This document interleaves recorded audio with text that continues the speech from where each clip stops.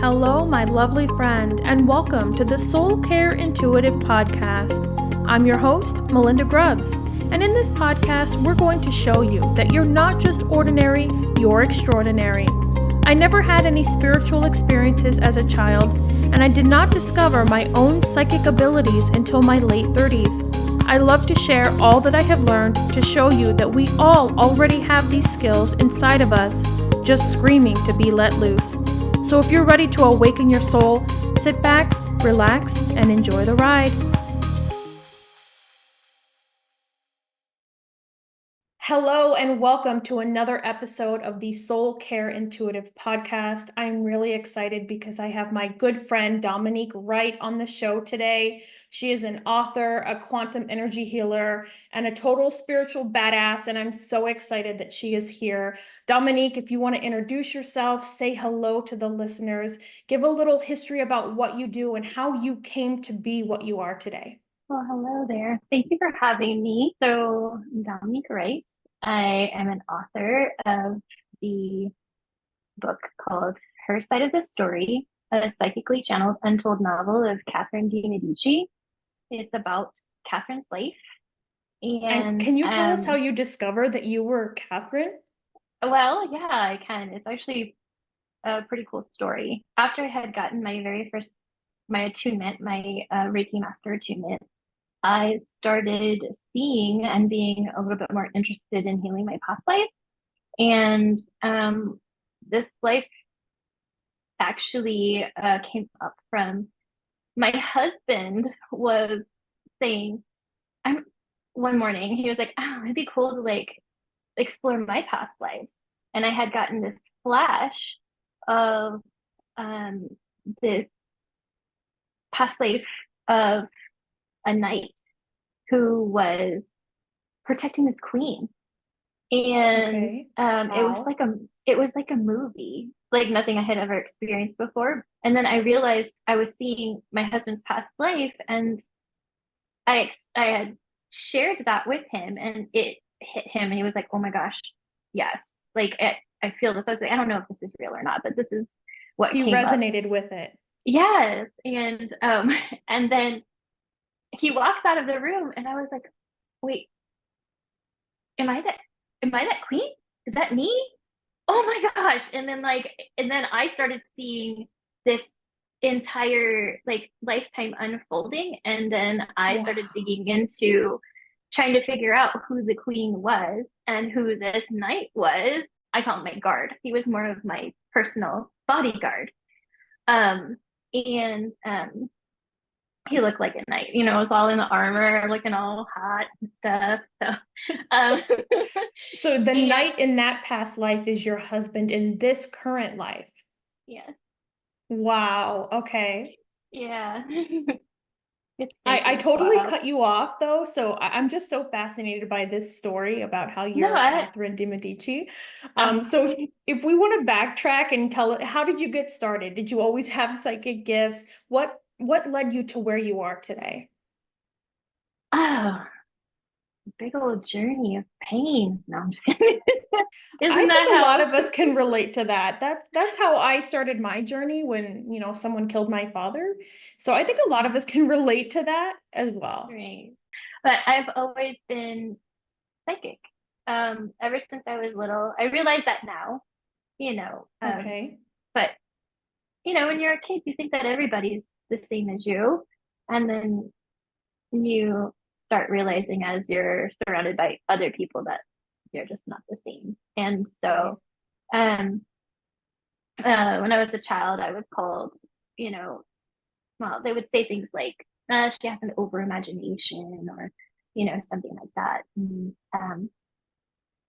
which makes it awkward. And then you just turn Yeah. your abilities off for a while. But I think I And was when just did out you of, reopen them? When did you find the ability inside of you and want to reopen those gifts? so I actually didn't turn them off all the way. Okay. I realized there was some type of benefit to being able to see the truth in everything. I think that my entire life it's kind of helped me protect me in a way. Um, but like the other things I kind of turned off. But when I fully opened them up, it was about 6 or 7 years ago. Okay. And I was realizing I was an empath. And then I found out like empaths are psychic. And I was like, oh, that's what that is. I am psychic. And then being like, the the psychics are kind of very misunderstood. Oh, I And agree. so I realized that I thinking about me as a person and who I am and how can I make this ability, like how can I have it utilize it in a way that Right. is for the greater good of humanity, I guess, right? Yes. Yeah. And so uh for a while I was just reading some books and just trying to understand myself. And as the more in depth that I got to it, I actually turned I decided to like kind of become a hermit. And for 3 years, I got rid of social media. I was only focusing on taking care of my family, but I had also just gotten through a abusive relationship, and Right. I just needed a break. I needed to do it was part of my journey. Oh Um, yeah, I completely agree. There's a part of the journey of awakening where you have to stop and heal and process and go through all of those limiting beliefs, traumatic experiences. I feel it's like a way of clearing our energy center, opening up ourselves to new avenues, new energy, new healing, and really connecting with our gifts. So I completely relate to that, being able to shut down and just focus on your healing and on your family. And I can totally relate to social media. There's so many times that I've wanted to just get rid of it because some of it's really toxic. But you and I, we're changing that. We're making social media healing and showing everybody that they are powerful and strong. So I totally relate to that. yeah, I think that um there's always like a dark side and a light side to everything, right? Yes. And so at the time that I had my social media accounts, not everything was dark, but I was still in that phase in my life where I was accepting that that society is just dark, Right. right? And so I'm allowing myself to be surrounded by that. But now that I've actually opened up some of my accounts and everything like that. And because of where I'm at in my life, these other light people are starting to find me and I'm Yes. finding them. Yes. And Yes. so there's like this magnetic force that happens where we attract what we are. Oh, I And completely agree. so I think that, you know, hopefully I'm on the right track of finding my people, Right. You and found me, I also, found you, and I'm right, thankful for that. right. And, and then the people who are looking for the light find us. And Yes. so, because we're out there looking for you guys just as much as we're looking for, or they're looking for us. So, Yeah. yeah. So, Okay. Thank you for clarifying all of that. I do want to go back to your past life where you're all right. Catherine de Medici. And you said that you wanted to figure out who the queen was and you wondered if it was you. How did you find out it was you? So I started off with asking her name, and she was telling me, I'm telling you, my guides mess with me sometimes, and it's hilarious. But yeah, right? Like it's Yeah. Oh, all the time. But yeah, it matches my personality. Like I'm a very funny, outgoing. I like to mess around and joke around. So like they kind of vibe with me and I vibe with them. So it's kind of like our relationship. it's like we're all just like joking around friends or something. I agree. So I agree. it's nice though, because I guess I wouldn't want somebody that's like annoying me. I understand. It makes it more comfortable when you can relate to that energy because you are that type of energy. So I think it Mm, makes it more relatable, more comfortable for us to accept them as spirit guides. I know I have some students and clients that say to me, I've never met my spirit guide because they expect them to fly in on a rainbow, on a unicorn, when in reality, they're just like you and me. They've had a human experience. And really, what we're seeing is their avatar because they're pure consciousness. They don't have a body. So when we see them or experience them, it's their consciousness. And they are coming to us in a manner that relates to us, that we can understand and we can connect with. And I think that's what some of my students and some of the clients that I talk to are really starting to understand, that your spirit guides are like your best friends. They're an energy that's loving and connected to you. yeah. I remember, so I'll get back to the question, but I remember the first time that I ever felt and saw my spirit guides. Oh, it was like pure unconditional love. Yes, yes, me too. And I ugly cried for like an hour. Like it was the most beautiful experience that I had ever had in my life. And Right. also uh, something that I've felt alone my entire life. It it's probably part of my journey, right? Right. But to know that someone was there for me, I have this team with me, supporting me, The loving me entire time. the entire time, and they have my best interest. I've never Absolutely. met another person, sad to say, that wanted me to do well without Right. like what's in it. Like there's never that what's in it for me with my Yes, I can guides. relate to that. And so uh, it's it's nice and to feel that, to It know that is. that is you know happening in our world.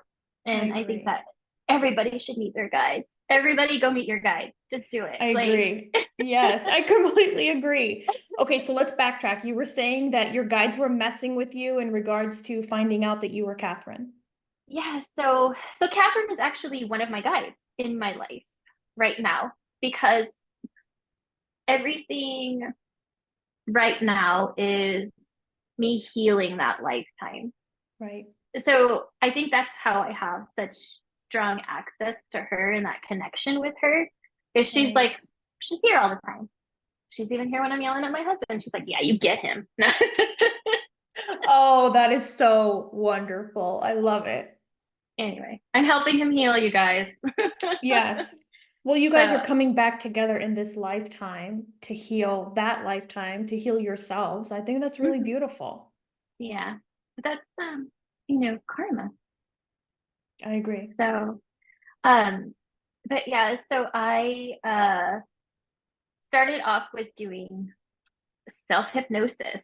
I was doing the like everything and anything that I could Right. to bring up that past life memories, like Yes. just to get confirmation and like anytime I was asking her, she would be like, "Oh, I really like this name and blah blah blah." I was always fond of this. I'm like, "Oh my gosh, like this is not this."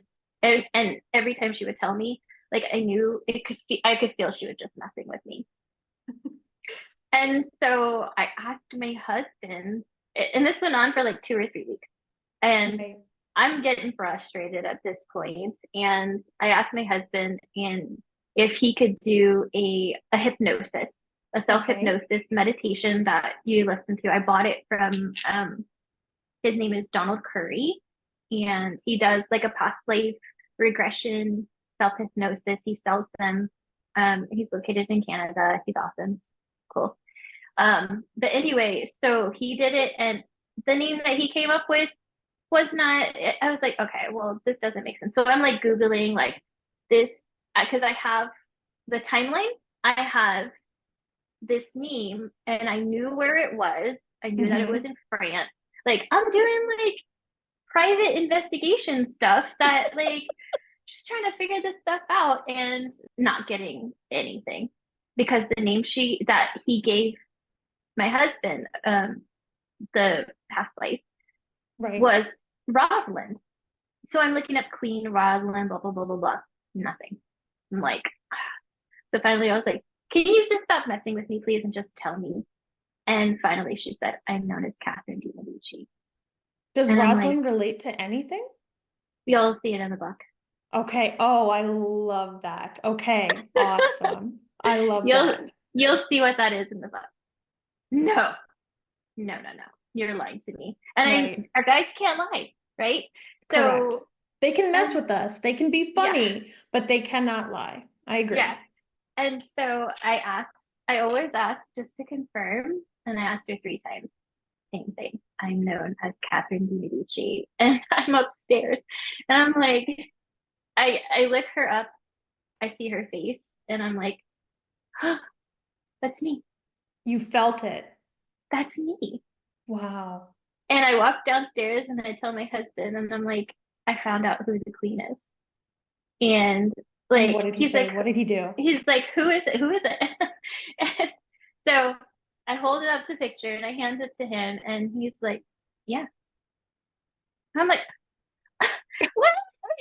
I looked at a picture and I was looking at pictures of her and I found one that's her of her younger.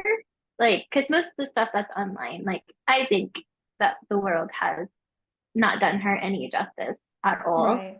So I looked at this, I found this picture of her when she was younger and I showed it to him and he's like, oh yeah, that's her. He's like, oh, he's like, Even I don't he know what, felt it. he's like, I love that person in that picture. And I was like, I would be Wow. jealous, like in other like things, but I felt Yeah. like so happy that he had said that. So I'm like, oh. That So is then so amazing. yeah, and then as I wrote the story and I found out who he was, and then I found his picture and I showed it to him, and he's like, oh yeah, that's me for sure. Like I feel that. Like it's so And do cool. you talk about that connection in your book between your husband then and now? So the story is basically about Catherine's life. Right. Okay. Um, it's I do a little bit of explaining in the beginning of the book of how it came about, because I didn't want to lie to anybody. I didn't want Right. them to be like, I'm making a story up, guess what? Blah blah blah. I just want to sell books to people. That's not what the Right. reason for me. I'm writing the story to let people know who she really was as a Yes. person. Hmm. Because in her lifetime, what was written about her is just think about who back then was in charge of writing Yes. history, right? Yes, that's correct. Yes, I understand. And most of those people were they probably didn't like her because of when she was a woman, she was powerful and she was trying to empower women. She was trying to help people. And Hmm. back then, everybody who wanted to be in charge just wanted power. And Yes, I can and understand any that. and anybody who was wanting to do any type of good is going to probably not paint the character of anybody like the correct way. I agree. I do agree. So, so I just wanted to give an insight of for people of what life was like back then Right. and who she was. So yeah. Okay. I love that story so much. You guys have to check out her book, and we're going to leave information down below in the description about how you can connect to Dominique, how you can buy this amazing book. But before we go, Dominique, I want you to talk about your services that you offer now. I know you do quantum healing. How did you get to that point of working with quantum healing and setting up your website, getting your clients? How did you get to that point? How did I get to the point of quantum healing? There's so quantum healing is a very deep healing, right? It's Yes. a deep soul healing. And after, so I've been in a school to professionally train myself. I Hmm. wanted to be the best healer that I could. I wanted to be the best psychic that I could for, Yes.